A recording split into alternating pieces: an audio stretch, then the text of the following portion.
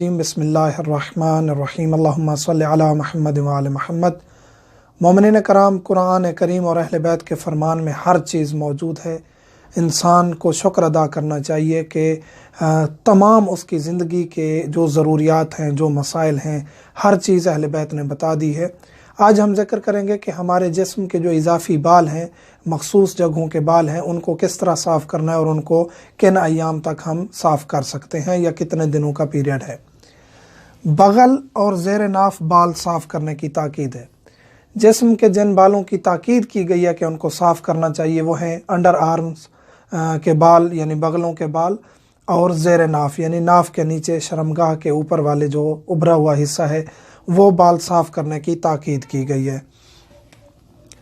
ہر ہفتے نہیں تو 15 دن بعد، نہیں تو 20 دن بعد، زیادہ سے زیادہ 40 دن بعد یہ جو بال ہیں بغلوں میں ہو جاتے ہیں یا شرمگاہ کے اوپر، یعنی شرمگاہ انسان کا فرنٹ سائیڈ جو ہے، فرنٹ سائیڈ انسان کی، اس کی جو شرمگاہ ہے، چاہے وہ مرد ہے یا خاتون ہے، اس کی شرمگاہ کا جو اوپر والا ابھرا ہوا حصہ ہے ناف تک، یہ بال صاف کرنے کی تاکید ہے بغلوں کے اور ان بالوں کی، اور ہر ہفتے صاف کیے جائیں، نہیں تو 15 دن بعد، زیادہ سے زیادہ 20 دن بعد، 20 دن کے بعد، یعنی کہ حتماً صاف کرنے چاہیے۔ حتیٰ کہ روایت یہ ہے کہ قرض بھی اٹھانا پڑے، آپ کے پاس پیسے نہیں ہیں نورا خریدنے کے، نورے کے بارے میں بھی ہم ذکر کرتے ہیں، آپ کے پاس پیسے نہیں ہیں صفائی کے لیے تو پھر آپ قرض اٹھا کے بھی صفائی کریں، اور جب 40 دن گزر جائیں گے تو آپ کی نماز بھی قبول نہیں ہے۔ مطلب یہ ہے کہ یہ تاکید کی گئی ہے صفائی کی، یعنی ایمان جو ہے، اسلام جو ہے، وہ انسان کو صفائی اور صاف ستھرا رہنے کا درس دیتا ہے۔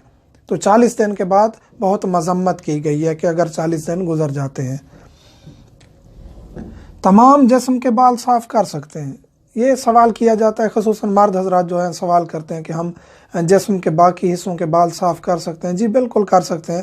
خواتین کے لیے تو بہتر یہی ہے کہ ان 2 جگہوں کے علاوہ باقی تمام جسم کے بال بھی صاف رکھا کریں، کیونکہ مرد جو ہے، اس کا شوہر جو خاتون کا، شادی شدہ خاتون کے لیے زیادہ یہ تاکید ہے کہ اس کا شوہر جو ہے وہ اٹریکشن اس کی حاصل کرنے کے لیے، شوہر کے اٹریکشن حاصل کرنے کے لیے جو وہ کام کرے گی وہ اس کا باعث ثواب ہوگا، اس کو اجر ملے گا۔ تو ایسے ہی صاف ستھرا رہنا چاہیے اپنے مرد کو خوش کرنے کے لیے۔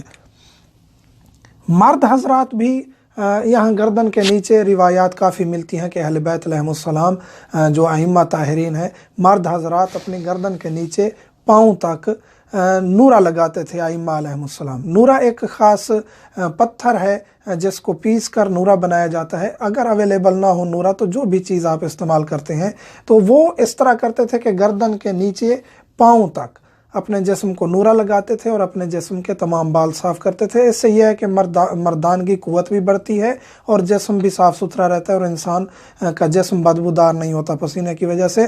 انسان کو صاف ستھرا رہنا چاہیے، تاکید ہے بہت زیادہ۔ سیفٹی سے، مشین سے، کریم سے، ان چیزوں سے آپ بال صاف کر سکتے ہیں۔